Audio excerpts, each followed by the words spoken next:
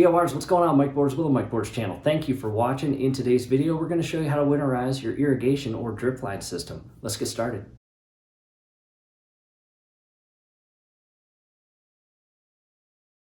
All right, DIYers, inside the utility room where we have our pressure tank, our salt brine tank, and additional water filtration systems, as you see here.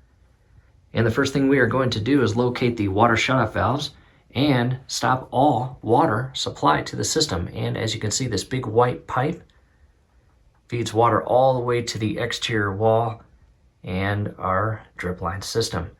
And we've already closed the valve. As you can see, the valve itself is no longer in line with the plumbing. Where I come down here, this is in line with the plumbing, not shifted to a 90-degree angle. And I've got two additional valves. This one's always closed, basically because water comes up out of the well and continues up and comes through this pipe, goes down and into the water filtration system, where it then comes up and makes its way down and into this filtration system, and then up and out, and where it joins above that water shutoff valve. So that's always closed. We just closed this one as well, because again, that's what feeds water up to the plumbing that goes all the way outside for a drip line system. So again, step number one, close your water shutoff valves. They are closed again when they're no longer in line with the plumbing. Next, coming over to our Hunter control box, we'll just open it up. And right now, we're not going to do anything with this, believe it or not. We're going to close that, and you can see our sensor. It is green status-wise, and that tells us that our outside or exterior sensor is dry, and sending that dry signal to this receiver, basically telling the system it is good to run. However, we are going to next come down here, and we are going to carefully unplug our box. I'll put that up on top. And I did just that. I've also got the information or instruction manual on top, just if I have any questions. And what we'll do now is go outside and I will show you the full setup on how this is going to be winterized. Outside now, wow, much warmer than I thought. Might have to roll up these sleeves. And there's the external plumbing for our drip line system. At this point, we are outside at the exterior plumbing portion of our drip line system, and the pipe goes all the way into the ground and then feeds all the way out to the in-ground control box or service box, where it is then spliced into two different zones. One zone goes that way, while the other zone goes upstream that way. However, the very first thing I do is I come out here, and over to the far left, you have two test cocks, and hopefully yours have plastic covers on them. You can go ahead and remove each of these covers.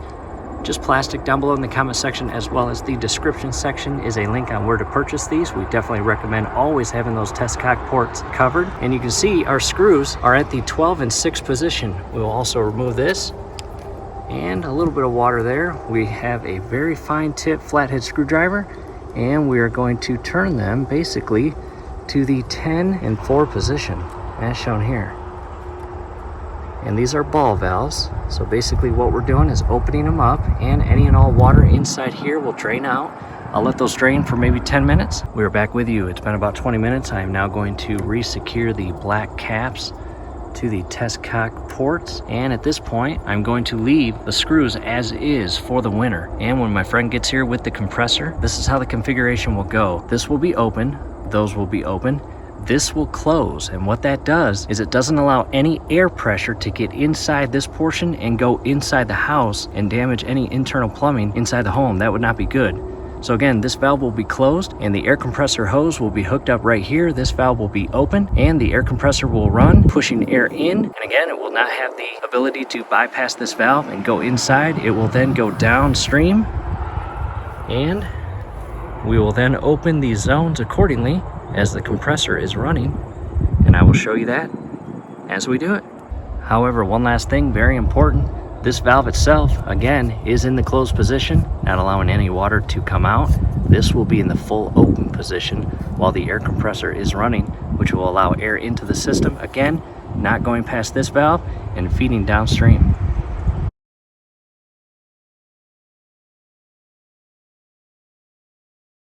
Here is my small little 3-gallon 1-horsepower Craftsman air compressor. Not strong enough to do my drip line system. That's why I'm having my friend come over. And basically, DIYers, I've gone all battery operated Craftsman drill and tools. and this is all I need. I only use this basically to put air in my tires when I need to. However, coming here, you've got 2 gauges in most cases, and direct your attention to the gauge that's closest to your regulator adjustment knob. The back part, as you can see, it's a 2-split knob. I can screw this back, creating a gap, and then I can screw the regulator clockwise further in. However, the last thing you want to do is give yourself a 100 plus PSI output into your drip line system. You would destroy it. That is not good. So basically what you want to do is turn your knob counterclockwise just a bit, and we are going to fill it up to about 100. And at that point, we will continue adjusting this knob until we properly set it to 60. But again, we're not using this compressor. I'm just showing you what's going to happen and how we're going to have it configured when my friend arrives. Compressor is now filled, and again we are going to reference the gauge closest to the regulator and clockwise back that off, and now we are going to turn this counterclockwise. You'll notice again the gauge is 100 or just shy of 100 psi. That's too much for your drip line system. You will destroy it. So again, counterclockwise, and basically we are decreasing the psi output. As you can see, it's slowly going down. You can hear just a little bit of air bleed. And that's what you want. You want this set properly. In our case, 60 psi max.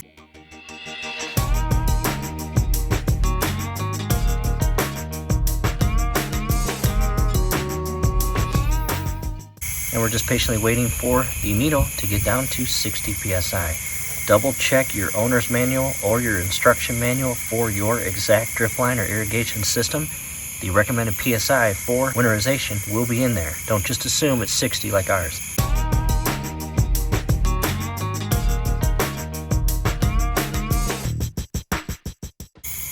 And there it is, 60 PSI. I'll just carefully turn the knob clockwise just a bit to ensure that it stops at 60. If I continue turning it clockwise, it's going to go back up, and I don't want that. And then turn the jam ring counterclockwise flush as shown here, and the output PSI is properly set to 60 PSI. Again, to alleviate any damage to your drip line and irrigation system. That is extremely important, DIYers. But again, we're not using this exact air compressor. We're patiently waiting for my friend to arrive to use his larger one. And real quick, hey, if you have any leaks along any of these fittings, down below in the comment section as well as the description section will be links on how to fix that.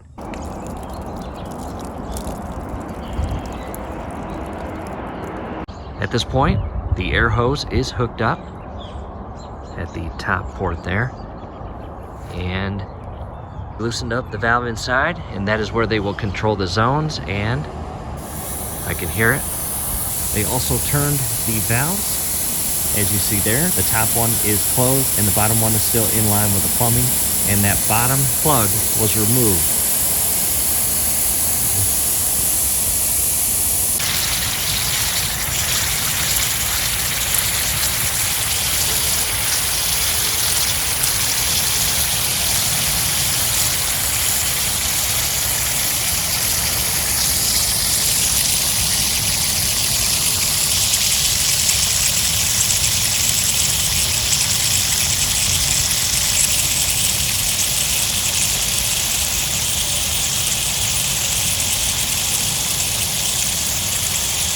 Back inside the ground, and zone 1 was just turned off and zone 2 opened up.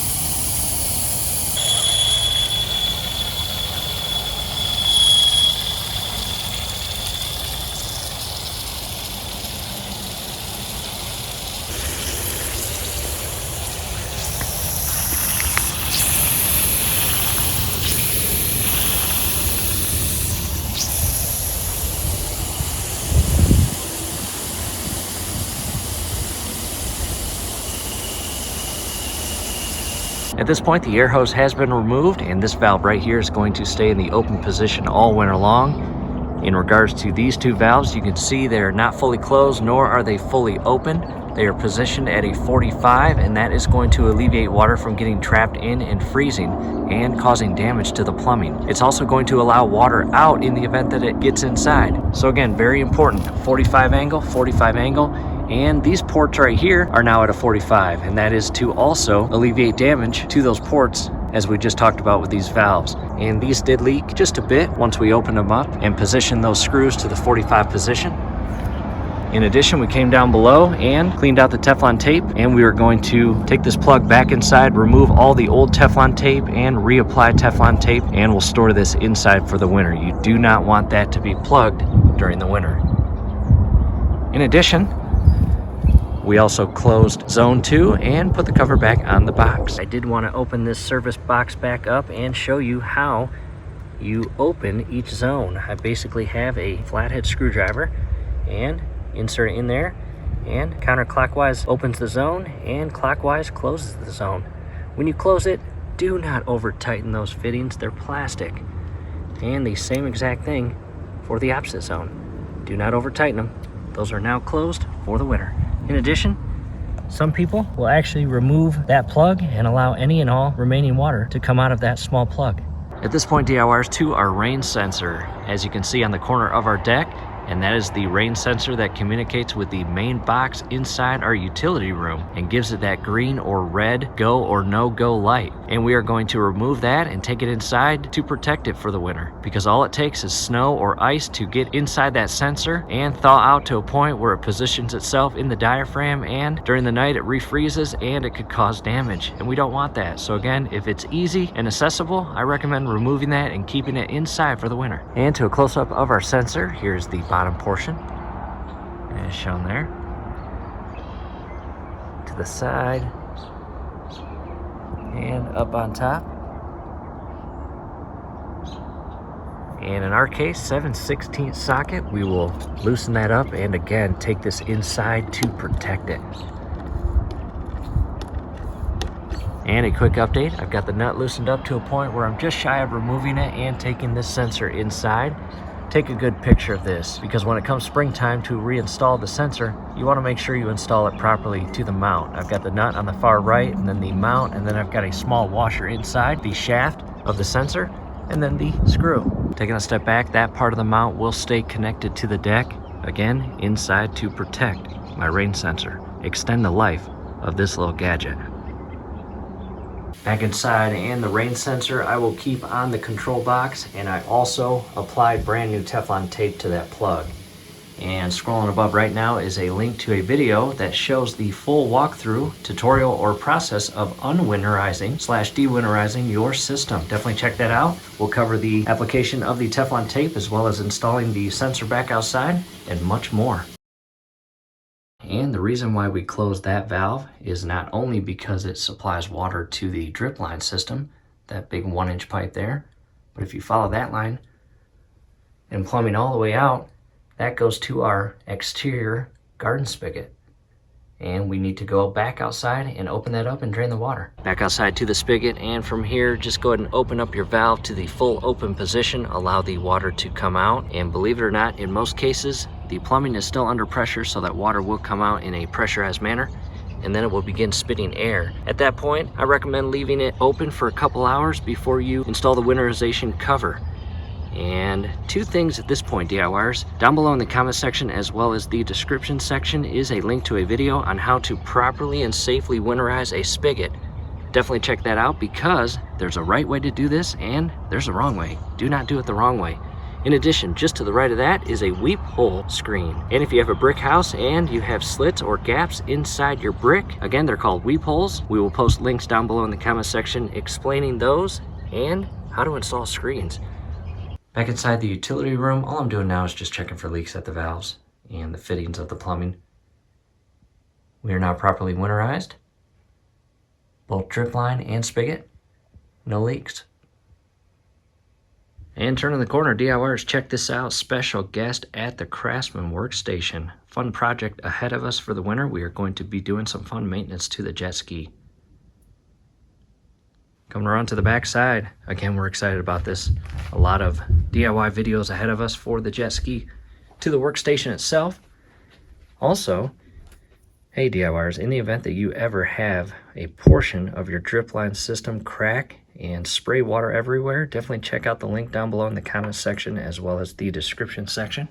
We will show you how to fix that with just a little adapter like this. Very easy, friendly DIY project. From here, do us a favor. Below the video, you will see that thumbs up icon. Click on that, like the video, subscribe to the channel. Definitely ring your YouTube bell. That would be very helpful to us. Would really appreciate it. Thanks again for watching. And we are patiently waiting for our skateboard wheels to finish up our DIY build on those boards.